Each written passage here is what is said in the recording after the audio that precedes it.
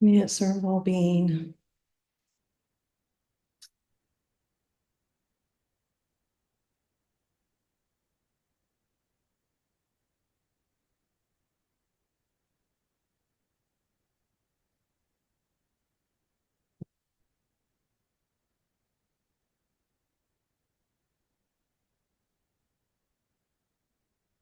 So a couple of themes, I guess you might want to call it, come forward at this time of year, at least in the Northern Hemisphere, right? Where all the days are becoming dark. We're getting ready for the birth of light. Many of the great paths and traditions for spiritual consciousness and embodiment celebrate light at this time of year.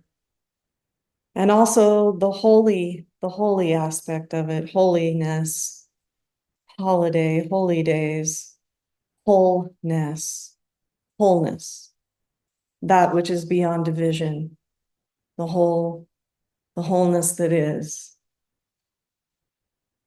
And I'm so happy that we're going to come together and lend ourselves to this celebration, really. It's a celebration of light. It's a celebration of the um, unimaginable, unimaginable gift of consciousness. We spend a lot of time, I think, grumbling around. It's not a failure. It just happens. We spend some time grumbling around about a lot of things, and I mean, it can be from, a surface sort of thing like winter seasonal affective disorder or whatever they call it to, the whole big scope of global uncertainty and unrest. But when we come together in remembrance of who we really are, the focus of the attention shifts to this gift of consciousness, the gift of radiant presence, awareness that provides every moment, the light. And I'm talking about the light that is. It's the light that is. It's the light that is when we're toddlers, when we're teenagers, middle-aged, old-aged.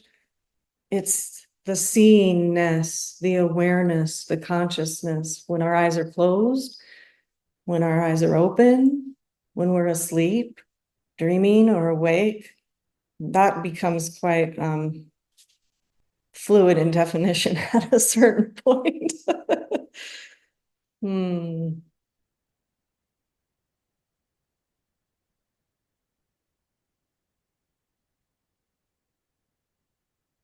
The word nativity means to bring forth. The nativity, the birth of the light, to bring forth the light. So not only to remember what one is, who one is, and what everything else happens to be as well, the wholeness of it all, but to bring it forth, to evoke, and to bring attention to something that is so ubiquitous, always, already, as Adi always says, that it's not generally an object of the attention. It can't really be an object of the attention, but the attention doesn't rest in and as the light that it is very often. Meditation, where the attention is generally very interested in what's coming and going, all the phenomena, what we consider to be the light, everything that's lit up.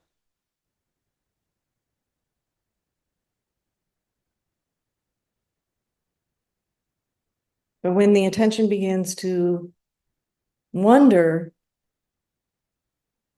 wonder, that's another beautiful, tangible experience of this time of year is wonderment, wonderment. When it begins to wonder,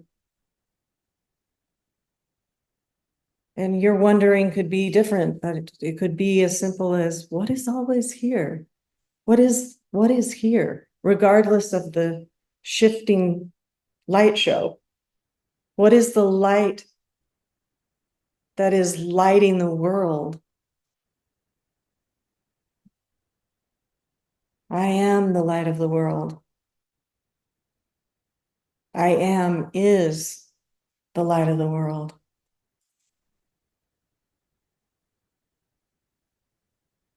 So this birth of light, it's ever fresh. That's the other sense of, I don't know, the wonderment and the this time of year is the freshness. You know, everything is returning to the roots here in the Northern Hemisphere, returning to the roots, returning to the ground. And there's this freshness in the air as things begin to be darker and darker and darker. Here comes the light.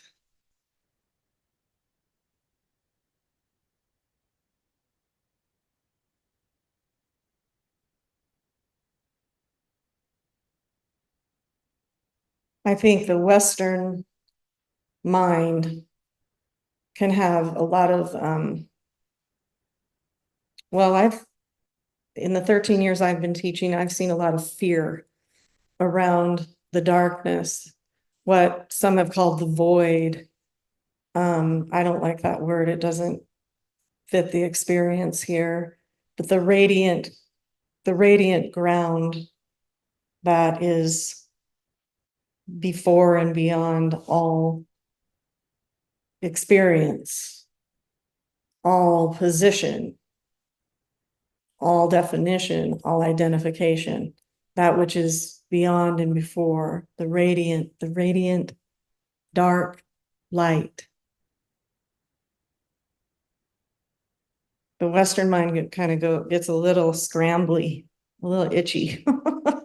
Like, it appears to be nothing and it's empty. And it's especially empty of me.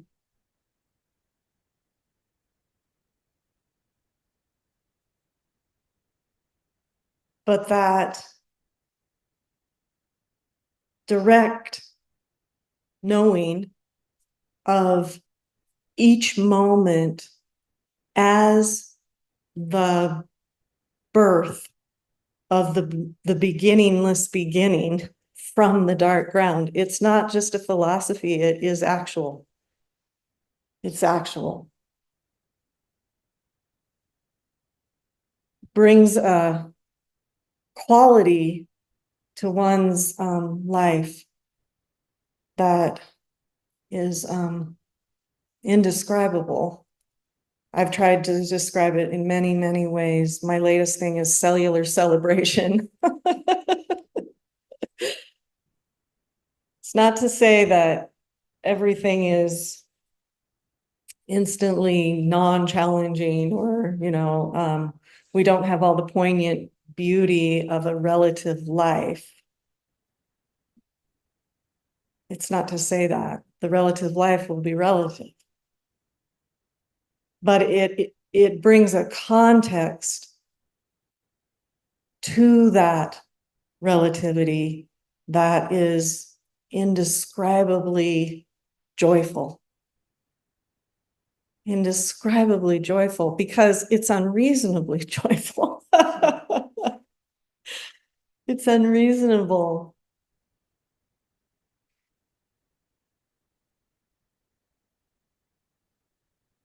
Somebody said, and I can't find who said it, but it's been just dawning here, these very simple words, but that are very descriptive. of, I guess what I'm trying to say, if I'm trying to say anything. Somebody said, God showed up today as flowers, and I, waiting for all the important words, almost missed the conversation. And that's the truth. It's the truth. Not relative truth. I have mine, you have yours. Nobody has to everybody can pick up their positions on our way out. And it makes for fun diversity in life. But do you hear what I'm saying? Aja used to say there's more holiness in one blade of grass than can ever be described by words.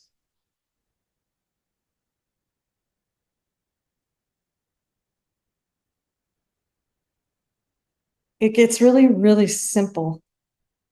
And I don't know about you. Maybe that phase won't rock you, but it did here because I had a very, very active and interpretive mind. Narrating and interpreting and describing, lining the whole thing out. And so when everything began to kind of get super simple, like I'm almost missing the conversation simple. It was, a reorientation that was not necessarily easy here. It wasn't necessarily easy because it was always going to be too simple for the mind. Always. 100% of the time, too simple for the conceptual intellect. I'm not against conceptual intellect at all. As I've said many times, I don't recommend trying to live without it. It's strange. But when it's in service, it's a tool in the toolbox. It's a joy in consciousness that gets to be expressed through engineering, building, I don't know, dancing, joyfulness, cooking, whatever we bring our intellect to. And it's serving rather than claiming its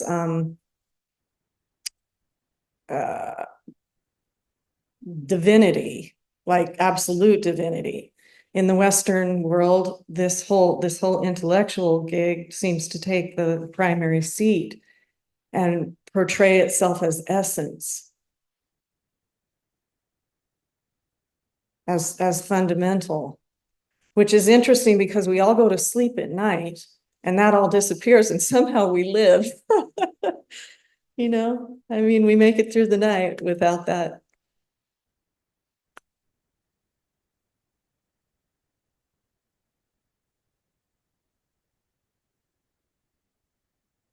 On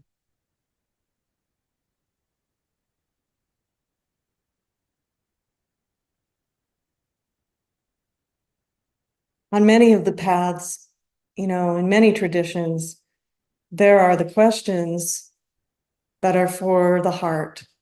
They're the universal existential questions of the heart, of the soul, of the spirit. Where did I come from? Where is it going? Where does it go at night when it's asleep? What is this? Was the question here. What is this? It just started drumming like a rhythm, like a primordial boom. What is this? What is this? What is this? What is this? What is this? Nothing. When the mental conceptual framework begins to it can either dissolve, loosen up, become somewhat meaningless. I think that's happening to a lot of people, like kind of a collective dark night sort of thing, where the mental constructs that we have put on top of actual reality to define meaning and purpose are really falling away for a lot of people, and it's really disorienting and very adrift. But it's a call. It's a call from the spirit. It's a call from the soul. It's a call from the heart. Because that causeless realm of every moment, let there be light, every moment as the Big Bang, every moment as the birth of love, every moment as the birth of light, as that is, oh, beginning to be known again consciously.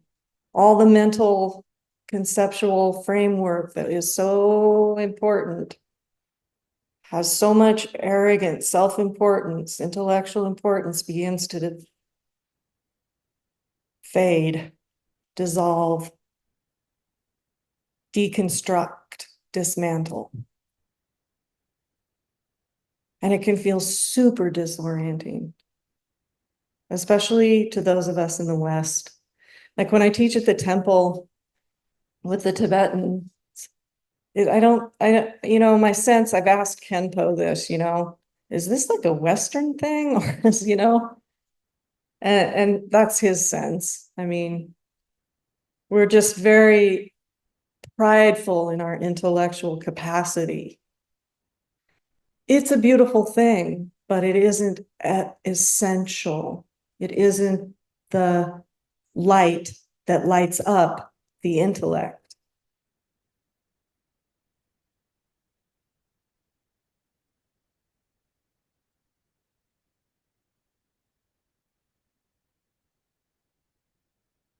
A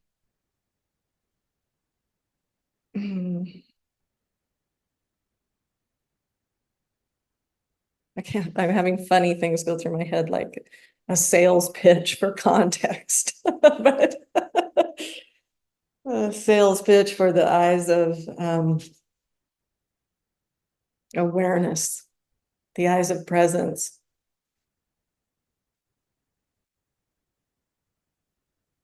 It's whole. The view is whole. The perception is whole. It isn't essentially divided anymore. It appears in these beautiful expressions. But if one is quiet, one can feel the one thing happening, the wholeness through and as and from.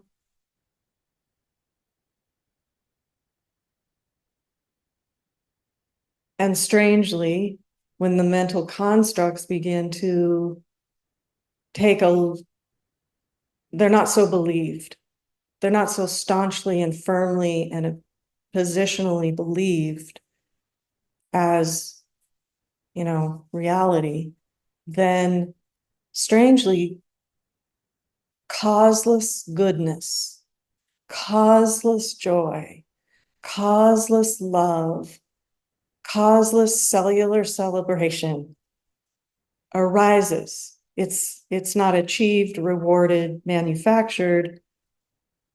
All the rest, it may be in complete contrast to whatever the appearance is that might be super difficult. And then the mind will be like, wait. But the mind will always want to be dividing it and defining it. And if we just stick with the actuality, stick with the experience, feel the whatever, without laying more and more and more and more conceptual stuff on it, without that, but just, the actuality without indulging and or running away, then what begins to arise is something that is beyond all of that frameworking, all of that controlling, all that position, defense, all the stuff that, it's not a failure. It's just, it's needed for survival when we are living a limited sense of ourselves. When we're living a limited sense, then all those things are needed.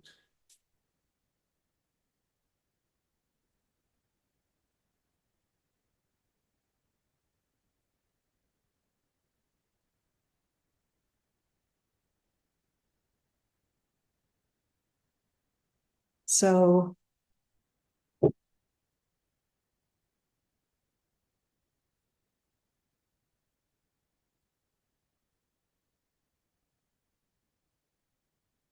it's a beautiful time of year to really sink in to um,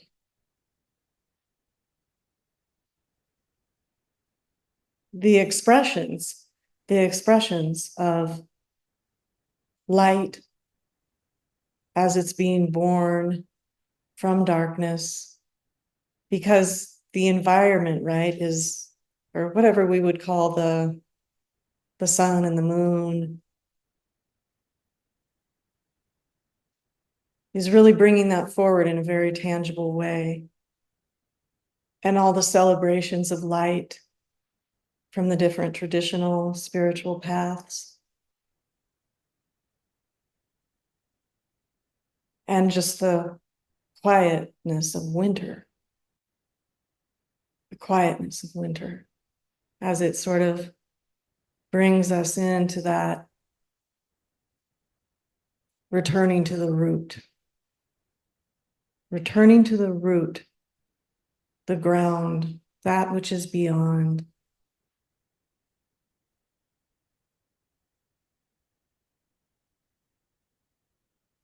And we can, maybe more easily, directly experience who and what we are fundamentally, essentially. And then here comes the light as love, bringing itself into form in order to, I'm going to say it, love itself, see itself, be itself. And then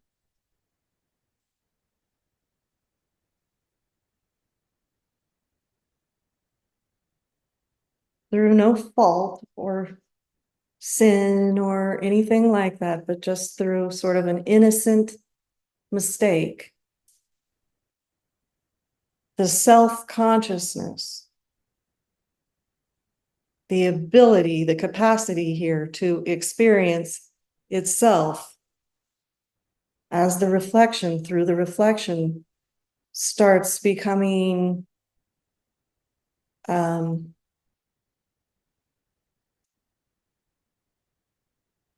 a false sort of believing way, it starts believing itself to be separate, a separate thing that is like born into the world rather than from and as it. And that's the existence of separation. And I'm certainly familiar with it. I don't know about anybody else, but it's a struggle. We see it all around, all day, every day.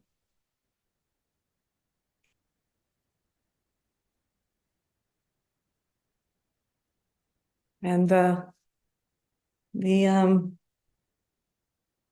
what we've been very accustomed to relying on to position ourselves in a way that makes that separate sense feel okay for a little bit, our concepts of meaning, concepts of all of it, control, justification, righteousness, the whole lot. But the heart of the I am, the heart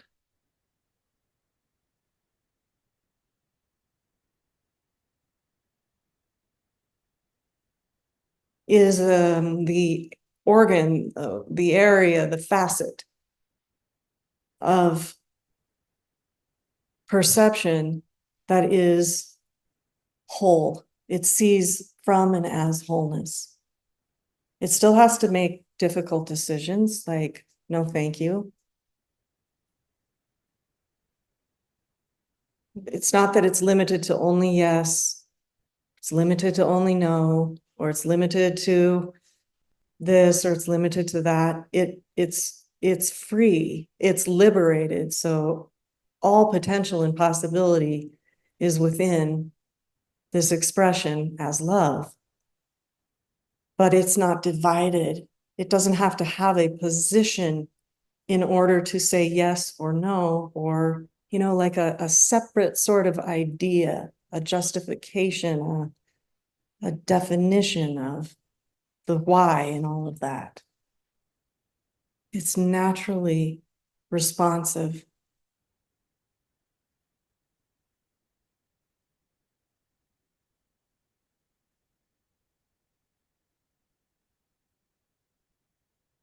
So at any point in our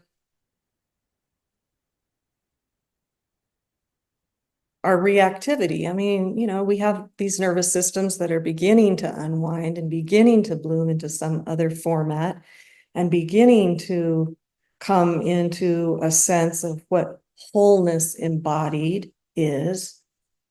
But at any point during a reactivity, a string of reactiveness, there's this capacity to breathe, go down, back, and in, and listen to something other than the narrative.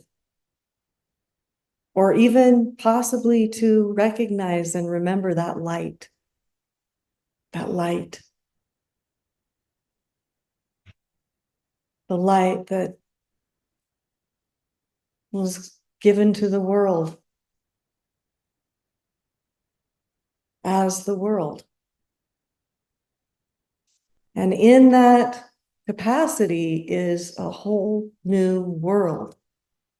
It's a whole new world. It's a whole new experience. It's full of outcomes beyond reasonability and protectiveness and all the rest. Not that it may need to protect. It's difficult to really talk about because it sounds like I'm to our minds, it's got to be this or that. And so to speak about wholeness and the actual living of it is, I'm still really probably failing at that, but it's just, I know, that I am certain of. Because we are that. That's what we are. That's what we are. So beyond that, thinking about it, trying to find a limit, because it's like I was talking about that dark, what did Jan call it that one year at retreat? Generative cauldron of reality. There are no, limit isn't a thing. Possibility, it feels it, the sense of it Not the philosophy, not the words on the page, but the sense of it is limitlessness. But for the mind to bump up against limitlessness is really funky because that's what the mind is doing literally all the time. Not in an evil, bad, we're against it sort of way. It's just that it's like a hammer hammers nails. An intellect puts limits and definitions around things so that we can have this particular experience of a me and a you, an us and a them, but it's not believable. Fundamentally, it's not believable. Essentially, do we have to show up for it? Yeah. Yes, because that's what life is. And I mean, it's what the Buddhists call halfway up the mountain to just realize the transcendental oneness, the glory of that, the glory. It's a whole another like the arms of enlightenment or whatever. The whole other arm is embodiment of that, embodiment of it, living of it. So bringing that causeless, limitless, absolute love to and as one's expression, one's flower in the garden, one's blooming.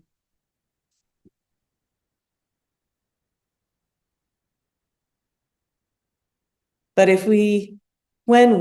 let's put it that way, when we inform from and as true nature, the light, the birth of light, the beginningless beginning, now.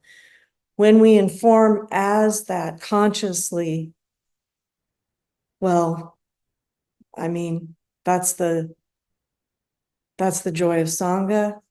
That's the joy of reality as it is. That's the joy of, source, God. Dancing, Shiva dancing, emptiness dancing.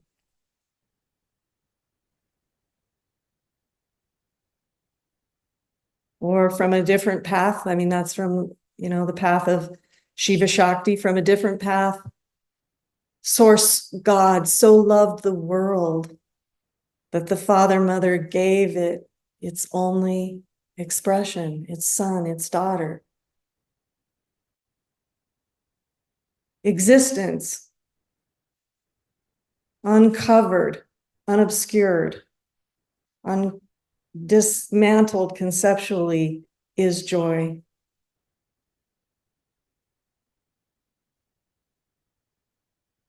Maybe not for the mind initially. Maybe not for the mind initially.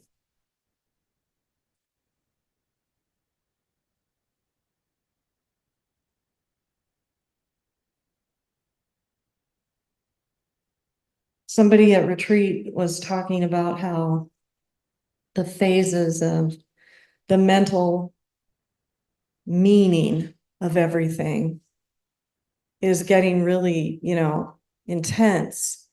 I've had so many people talk to me the last couple of years about, just feeling kind of like a flat line, the meaning, the purpose, the personal will dissolving, all of that stuff, the kind of the collective dark night.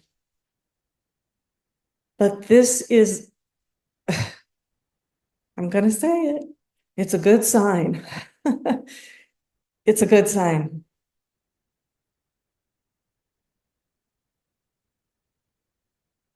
Because we can't, as Albert Einstein said, it's not going to happen that the, quote, problems of the world are solved at the level they were created. That's not going to happen.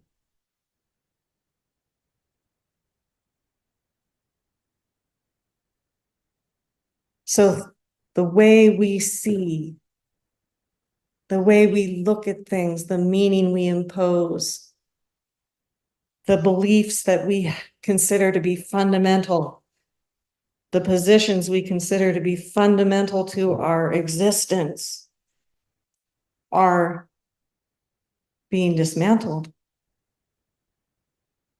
being questioned, sometimes purposely by people who are like engaging with a spiritual path, and sometimes just lightning bolt. Everything you thought about everything gone.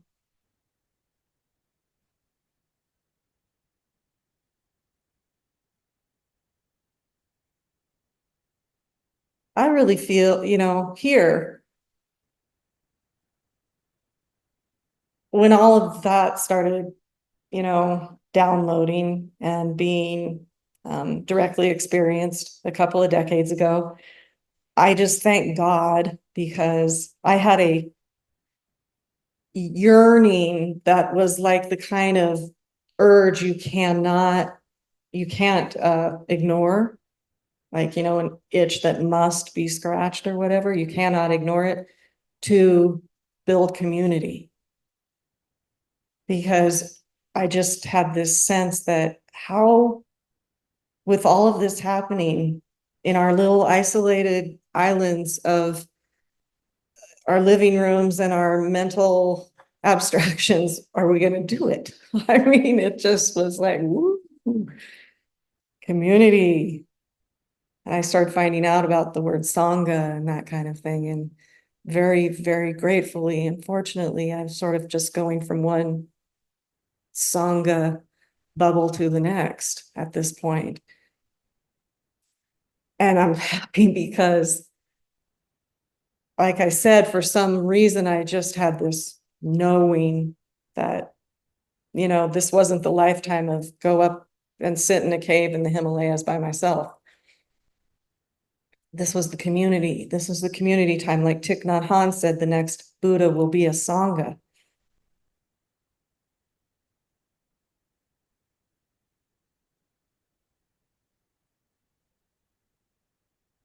So, even if we don't even understand why we're sitting here listening to this lady on a Wednesday morning of all things, it was literally the only day I had and the only time I had, literally. So, I mean, it was strange, but you guys are all here.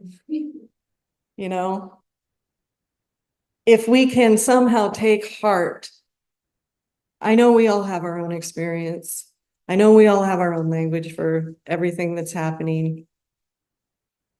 But somehow or another, we're here together. And if we can take heart in this unfolding that does involve unraveling, the unfolding involves unraveling.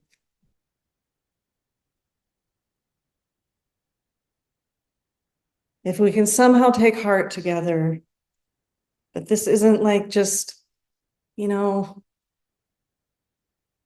don't have to bear this, figure it out, control it on my own. And there are other people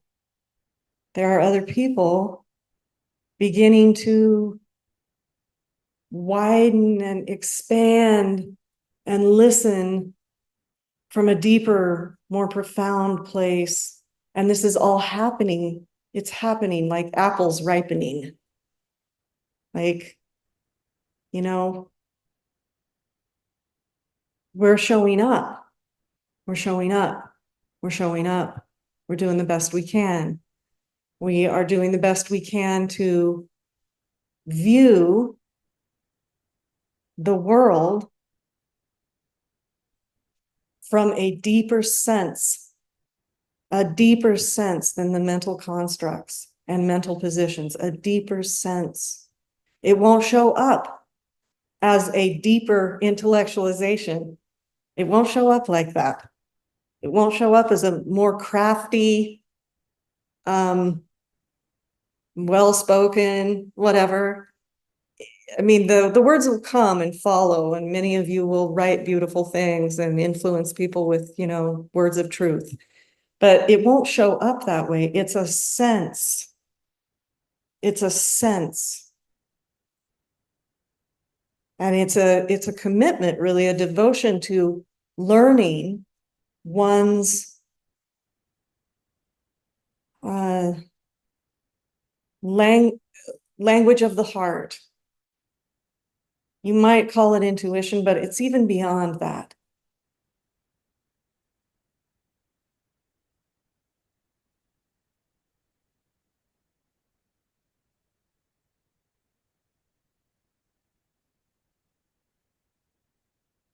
And it causes some uncomfortableness. I mean, I'm certain there are people that just turn right onto it. Maybe the people who are being born onto the planet right now won't have to go through the rewiring and the uncomfortable sense of complete and utter disorientation when one realizes that the conceptual framework of reality is only that. It's just the conceptual framework of reality. It doesn't have much to do with the actual experience of unadorned light that one is. So yeah.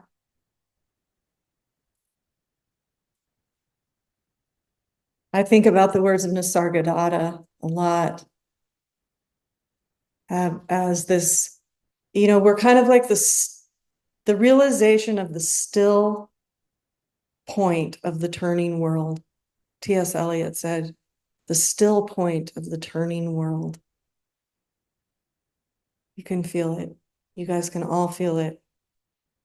There is a still point. And Nisargadatta said, when I look out from that, I see everything, and I call it love. And when I look in from that, I see nothing, and I call it wisdom. And between these two, my life turns.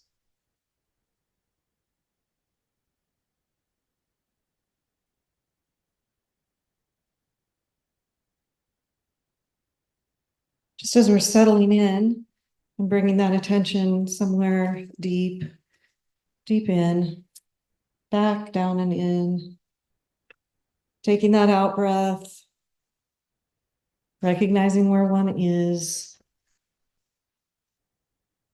and just, making a deep kind of intimacy and communion with that regenerative quality of silent stillness, awakeness that is inherent to each moment. And this is from that book, Original Meditation, The Aramaic Jesus and the Spirituality of Creation. It's about the light. Where do you come from the Gospel of Thomas? And he said, if they ask you, where do you come from? Tell them, we have come out of the light, from the place where the light is existing, past, present, and future, where the light by its own hand rises to standing and shows itself in the image of the one and many. So just in these last few moments of this joyous celebration, this coming together, let's see if we can bring the attention just somewhere out of the narrative, just for a moment. Just relaxing out of narrative, relaxing out of opinion, relaxing out of thought and belief and tasks and the intellect. You can follow the breath if that's helpful, or just very precisely bring the attention deep into the center of the chest, kind of right behind the physical heart, in the heart of the chest, or the heart of the belly. Or if you're brave and you can hold center in the thought stream into the heart of the brain, the heart of the head. the deep center, the spinal cord, the deep center, the deep center within each and every cell, the nucleus, the atomic structure, the cosmic structure, the center of the center of the center. We come from the light, where the light is existing, past, present, and future now. And just feel that, feel the newness, the freshness, the sense of aliveness, whether one feels down or depressed or challenged or grumpy or happy or sad or glad or neutral. There's this aliveness, alive, alive.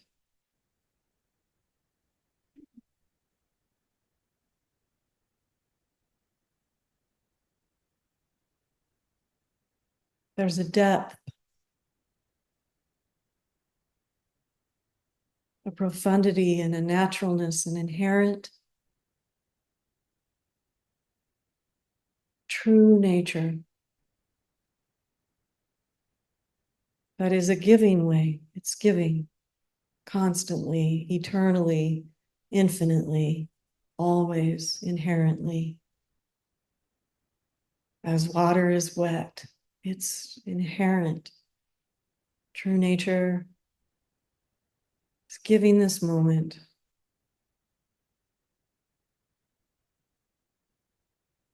It's a beautiful, fortunate miracle to be consciously alive.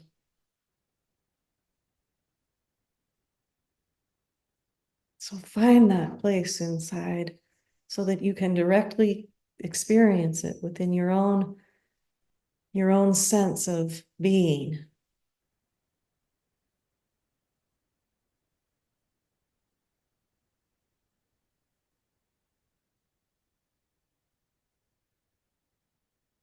Then attend, bring the attention there.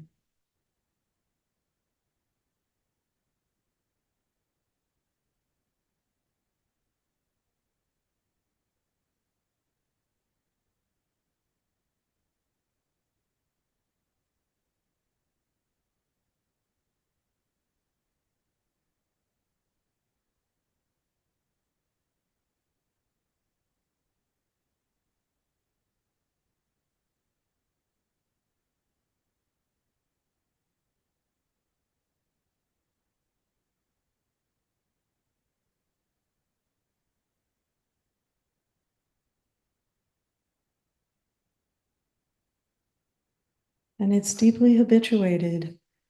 It's deeply conditioned to be listening and attending to narrative. So it's not a failure, but we can just begin to notice when the attention is caught, caught up, embedded, entrenched, magnetized, and mesmerized by the narrative, the narrative. And just take a deep out breath, relax that attention, drop down and back and in, sensing very directly the, the alive quality of this moment without description, just the right here, right nowness of it, the freshness.